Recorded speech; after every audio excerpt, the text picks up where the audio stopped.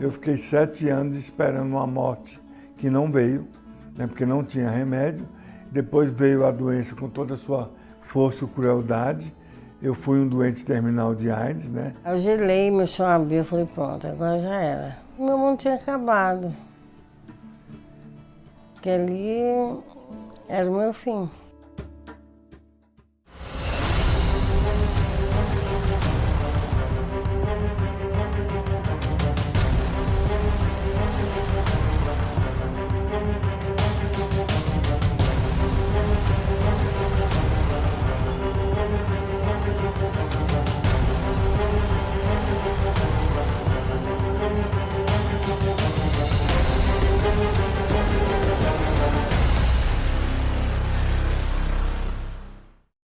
AIDS é uma doença que leva a pessoa a perder as defesas do organismo contra as infecções e contra câncer.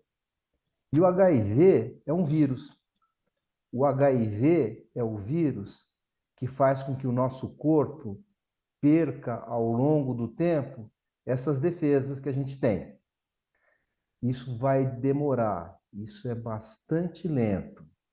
Em média, o tempo que demora entre a pessoa adquirir o vírus e desenvolver AIDS é 8,9 anos. A gente percebeu o HIV pela primeira vez no nosso meio na década de 80. A primeira divulgação, a primeira publicação científica mostrando que a gente tinha AIDS foi em 1981.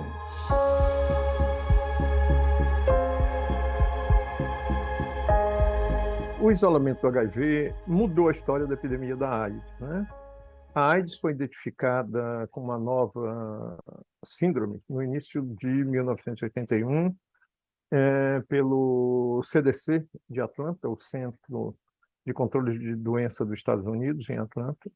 E, no início, o que permitiu que essa síndrome, naquela época, né, ou que essa doença atualmente fosse rapidamente reconhecida, foi a grande eficiência desse Centro de Controle de Doenças.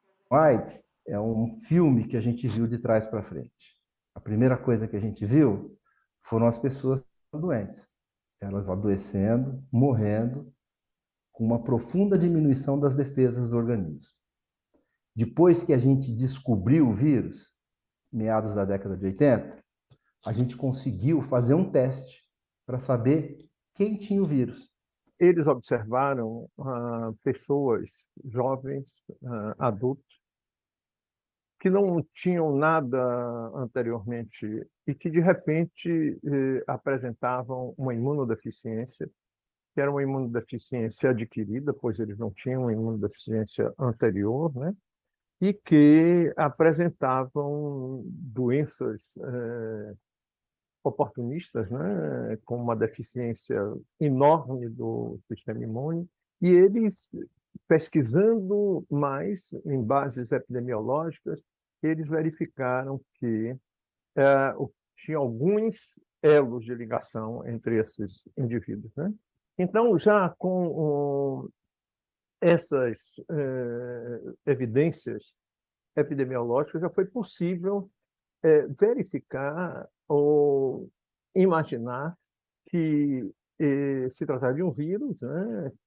Essa doença era causada por um vírus, que ela se transmitia sexualmente, principalmente em homens que faziam sexo com homem, e também em pessoas que precisavam tomar sangue. Por 1982, foram os primeiros casos, nós, cientes da missão maior da Fiocruz, que era fazer qualquer coisa em saúde para responder questões de saúde pública, questões de saúde, nós, então, começamos a trabalhar com AIDS. Temos toda uma estrutura de um departamento, um centro, um laboratório de imunologia.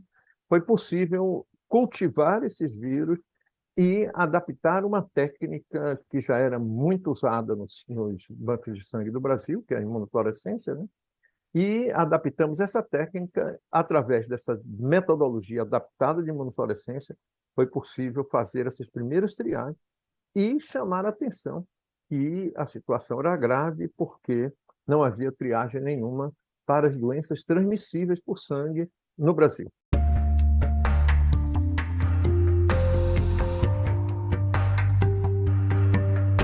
Em 1987, o vírus HIV, do tipo 1, foi isolado pela primeira vez no Brasil. A equipe foi coordenada pelo pesquisador Bernardo Galvão. Do ponto de vista científico, foi muito importante porque deu uma visibilidade à ciência nessa área no Brasil. E o Brasil foi, então, a Fundação Oswaldo Cruz, e eu fui o representante disso aí, convidado para fazer parte de uma rede internacional de laboratórios para isolamento e caracterização do HIV no mundo. O isolamento do HIV, ele colocou o Brasil no cenário internacional, na ciência, na pesquisa. A partir do isolamento do vírus, as pesquisas mudaram a realidade dos pacientes. Com o isolamento, permitiu que você identificasse o agente etiológico da AIDS, né, que é o HIV. O isolamento permitiu que você desenvolvesse testes para identificação desse vírus, que antigamente não era possível. Você identificava a AIDS, que é uma síndrome, mas você não identificava a infecção causada pelo HIV. Então, você tinha indivíduos. A maioria dos indivíduos infectados, eles não desenvolviam logo doença, eles demoravam muito tempo. Então, foi possível, com o desenvolvimento desses testes, principalmente os sorológicos, identificar esses grupos que eram assintomáticos. Impedir a disseminação pelo sangue, que seria uma disseminação exponencial, né? Porque uma bolsa de sangue infecta N indivíduos. Historicamente, o primeiro medicamento que a gente usou para o HIV foi um medicamento que já existia, que a gente já reciclou, e era um medicamento que era usado para tratar câncer, que era o AZT. E o primeiro estudo que usou AZT nas pessoas, ele foi interrompido na metade. Eles viram que tomar o AZT era muito melhor do que tomar o placebo, que é um medicamento que não tem efeito nenhum. E nessa época, a gente percebeu que tinha que dar o AZT para todo mundo, porque a gente aumentava a expectativa de vida das pessoas em 6 meses. Então, uma pessoa vivendo com HIV tem o direito de ter o melhor tratamento no tempo mais oportuno.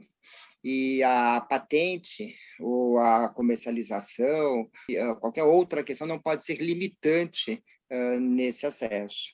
E isso o Brasil foi muito feliz, né? Porque, de fato, quando ele optou por produzir nacionalmente alguns medicamentos, quando ele optou por negociar fortemente com as indústrias farmacêuticas para que o preço fosse adequado às condições que o país poderia pagar, ou mesmo quando ele quebrou a patente, quando isso não foi possível, né, produzir ou negociar, criou uma situação no Brasil que garantiu que o Sistema Único de Saúde conseguisse comprar e fornecer a todas as pessoas o tratamento que era adequado. Isso possibilitou que as taxas de mortalidade por HIV reduzissem significativamente.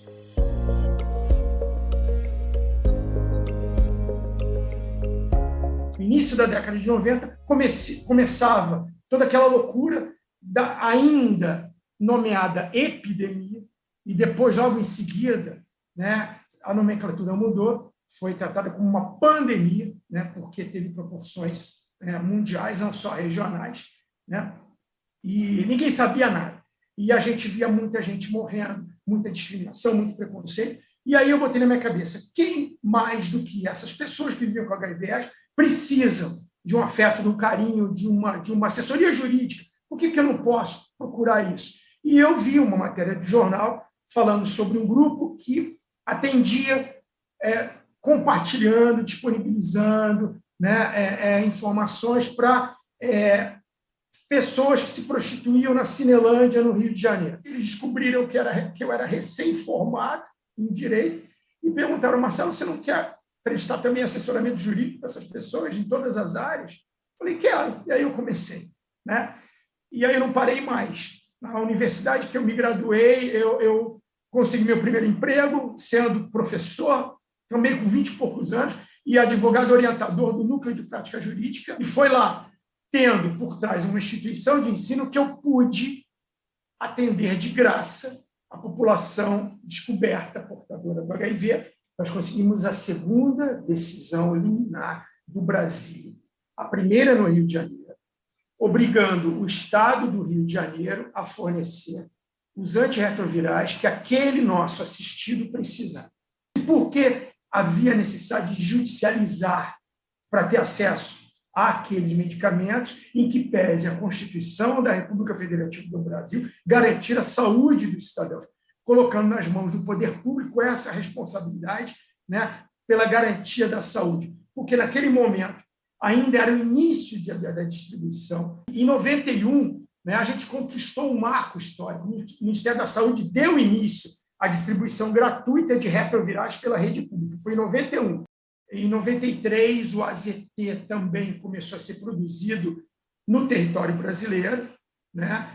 E em 94, o Ministério da Saúde firmou um acordo com o Banco Mundial para impulsionar essas ações de controle e prevenção de AIDS no Brasil.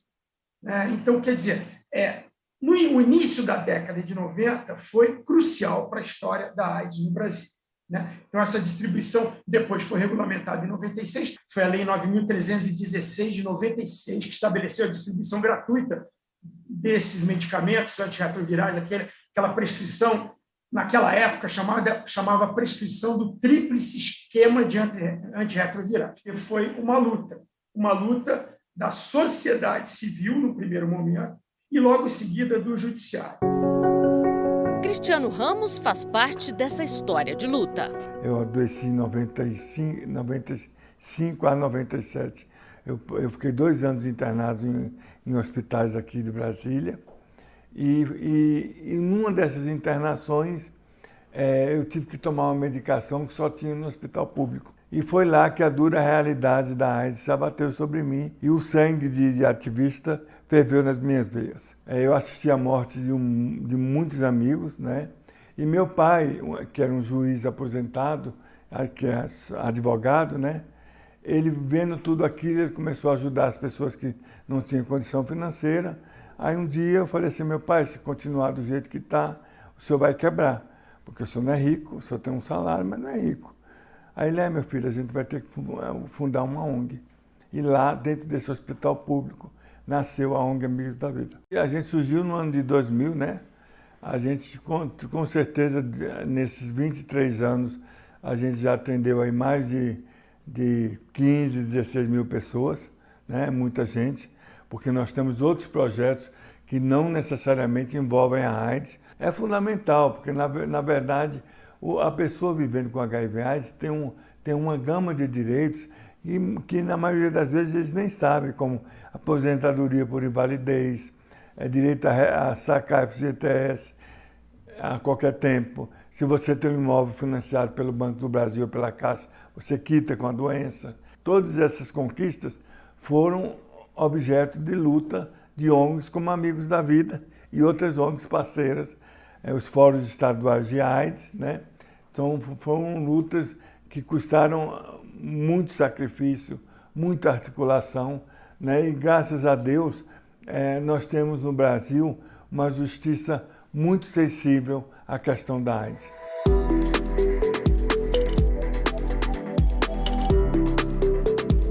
Há 40 anos, né, nós dizíamos que o HIV, que a AIDS se expressava na própria fisionomia das pessoas, né, como as pessoas adoeciam de uma forma muito mais grave do que elas adoecem hoje, e isso era visível na própria fisionomia. Então, isso fazia com que, de fato, o preconceito se expressasse de uma forma muito mais intensa, né? Hoje, ela ocorre de uma forma mais subliminar, né? Mas, ainda assim, as pessoas vivendo com HIV, elas continuam perdendo o seu emprego. as pessoas que vivem com HIV continuam tendo dificuldade para se manter na escola. Você veja, tem um dado recente que chamou muito a atenção, é que 40% das pessoas vivendo com HIV relataram algum tipo de discriminação, de violência no âmbito familiar ou no seu ciclo social próximo. E isso levou a rompimentos com esses ciclos. Tá? É muito difícil você conseguir manter uma assiduidade, um tratamento adequado numa situação de tanta violência, né? A Lei 14.289 é do início de 2022, que deixa claro a questão do sigilo no trabalho e sigilo médico, né? A pessoa vivendo com HIV e AIDS tem o direito de manter em sigilo essa sua condição sorológica. Por exemplo, teste de admissão, testes periódicos ou testes de demissão, né, eles são sigilosos dentro da relação de trabalho. E outras questões importantes, outras conquistas, vamos lá, né? A Lei Antidiscriminação de 2014, né, foi publicada em 2014, que protege esse grupo de pessoas, né, e os seus direitos humanos, e que define o crime de discriminação aos portadores do vírus da imunodeficiência humana, o HIV. Por exemplo, a negativa de um emprego por conta da sorologia positiva para o HIV daquele candidato àquele emprego, àquela função, àquele posto. Então, não pode haver essa negativa. Esse preconceito, por mais que o Brasil tenha desenvolvido ao longo do tempo uma série de legislações, nós tenhamos desenvolvido uma série de iniciativas para combater o preconceito, no dia a dia ele ainda aparece muito fortemente. E isso tem tido um prejuízo muito grande, tanto que nós costumamos dizer que mais forte do que a epidemia de HIV é a epidemia do preconceito e do estigma.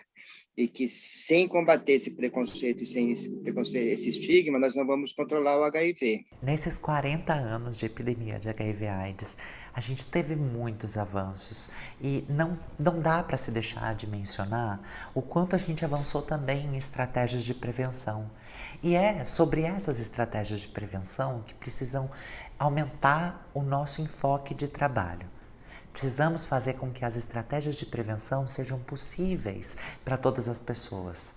Que todas as pessoas, quando perguntadas a respeito disso, saibam na ponta de suas línguas: olha, tive uma relação sexual desprotegida ontem. Então, de hoje até amanhã, eu posso ir num serviço de saúde e buscar a PEP, que é a profilaxia pós-exposição. Eu vou tomar 28 dias dessa medicação e não vou soroconverter. Isso no caso de ter uma relação com quem você não sabe o diagnóstico ou com quem você sabe que tem HIV e não está se tratando, né? Mesma coisa, as pessoas que têm uma prática sexual muito ativa e que sabem que estão se expondo a risco com maior frequência, podem usar a PrEP, que é a profilaxia pré-exposição.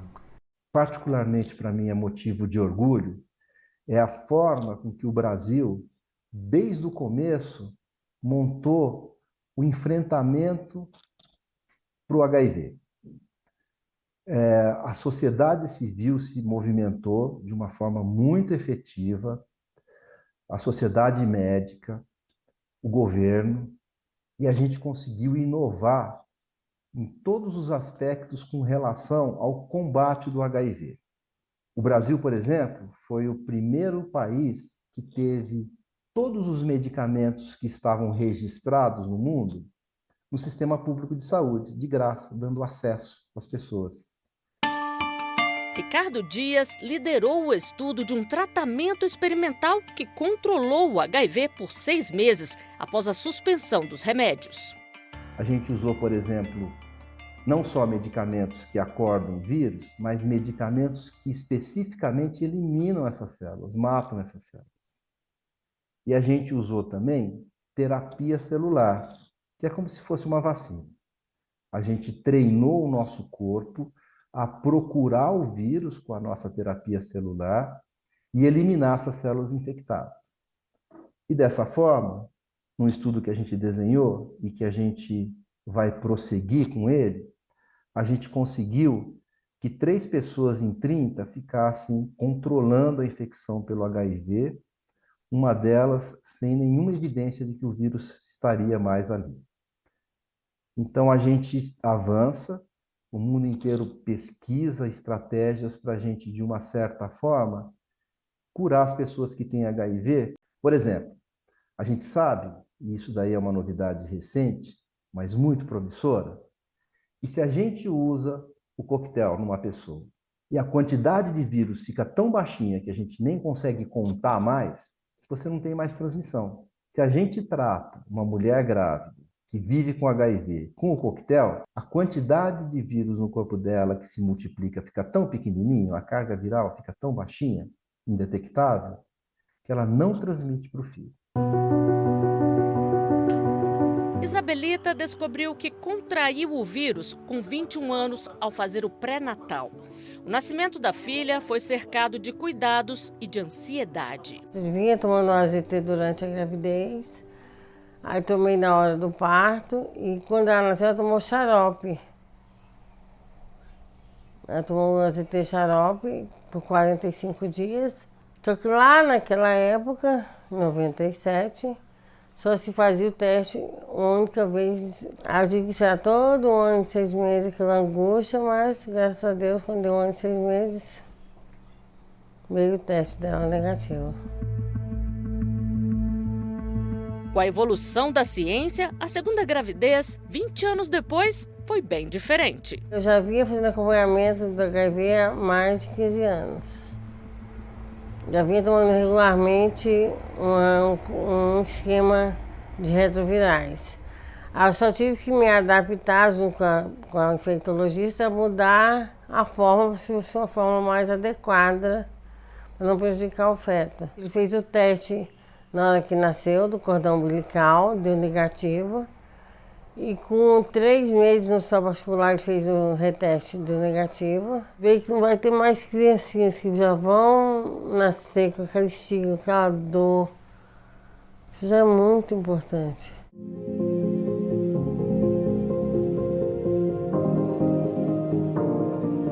Em 2021, Tiago se tornou voluntário na pesquisa de uma vacina testada contra o HIV.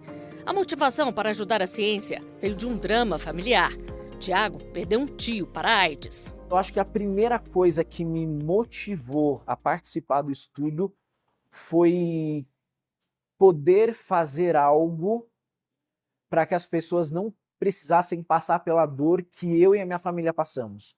Tiago não tem o HIV, mas se enquadrou nos requisitos da pesquisa. Precisava ser um homem cis, gay, e que você tivesse tido alguma exposição sexual durante o período, uma janela que eles determinavam. O estudo, chamado Mosaico, chegou à fase 3 e foi interrompido após a vacina ser considerada segura, porém ineficaz contra o vírus. Para Tiago, ser voluntário na pesquisa trouxe o sentimento de participar de algo que pode ajudar em novas descobertas no futuro. Nesses 40 anos, quantas pessoas não morreram? Quantos amigos as pessoas não perderam nesse tempo todo? Eu acho que essas foram algumas das motivações de eu olhar e falar, cara, eu posso fazer alguma coisa para mudar o estigma, para mudar a história da saúde mundial. Que você se sentir parte, uma parte pequena, uma parte minúscula desse grande, eu acho que é a primeira coisa que motiva. Isso foi a grande motivação que me levou a entender que eu podia fazer parte de algo maior do que eu e que isso, querendo ou não, isso vai ficar para gerações.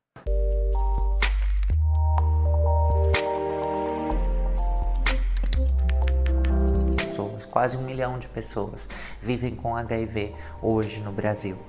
Dessas, cerca de 27% delas ainda não têm acesso ao tratamento.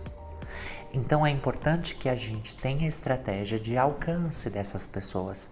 Se essas pessoas estão vivendo com HIV e não foram diagnosticadas, elas vão continuar tendo aí as consequências, né, de um não tratamento que pode lhe causar morte. Nós temos uma situação hoje bastante preocupante, porque nós começamos a reverter uma situação de maior controle da pandemia de que nós tínhamos observado nos últimos anos.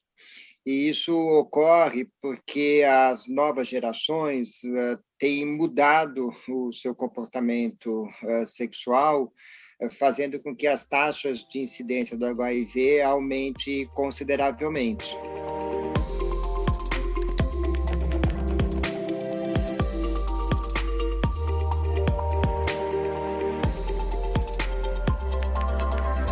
Quando a gente olha para a mortalidade por AIDS, a gente percebe uma disparidade. Ao mesmo tempo que a população branca tem uma redução de 9,4% das novas, da mortalidade, das novas infecções, a gente tem um aumento de 12,9% na população negra. Quando olhamos para a população de mulheres negras, isso ainda fica pior. São quase 62% das mortes relacionadas à AIDS em mulheres e negras.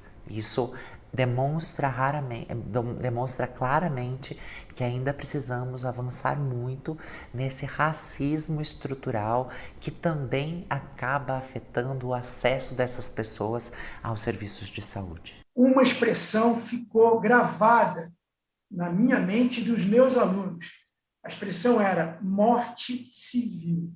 Naquele momento, quando uma pessoa se descobria portadora do HIV, ela tinha sua morte civil decretada, né? Acessar direitos básicos se tornava, naquele momento, muito difícil, né? Eu acho que, ainda hoje, existem determinadas situações em que acessar direitos básicos ainda se torna difícil para determinadas pessoas, principalmente que integram determinadas camadas da população. Acesso à informação, acesso à saúde, acesso a uma relação de emprego com dignidade e respeito, né? Acesso a possibilidades de ter tratamentos gratuitos e, antes disso, estar informada de que eles existem, né? Então, eu entendo que ainda há muito que se fazer.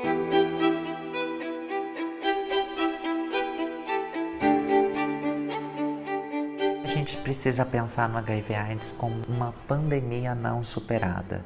A gente sabe que algumas pessoas ainda vão se infectar e a gente só não pode deixar elas morrerem. Porque o tratamento está aí, está disponível. A gente tem um sistema único de saúde, que é uma referência mundial. Todos os outros países precisam copiar pelo menos o modelo básico do SUS. O SUS é um exemplo. Mas o SUS está realmente conseguindo ser aberto, ser o que ele se propõe a ser, né? Universal? Ele consegue ser universal? Não, ainda não.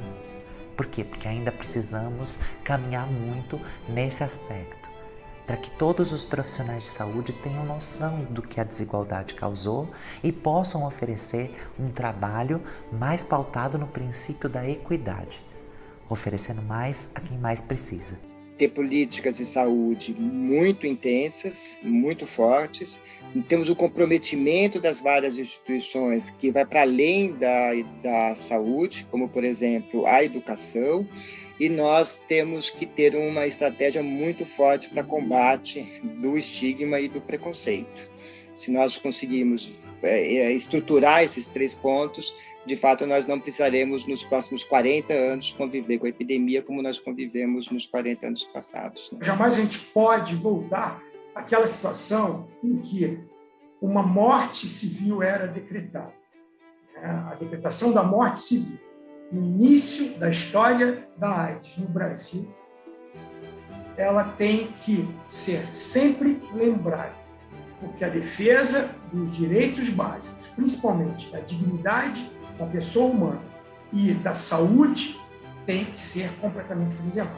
Eu costumo dizer o seguinte, que o meu maior sonho é contaminar as pessoas com o vírus da solidariedade humana. Isso é o mais importante para mim, para que a gente possa viver em pé de igualdade com todo mundo.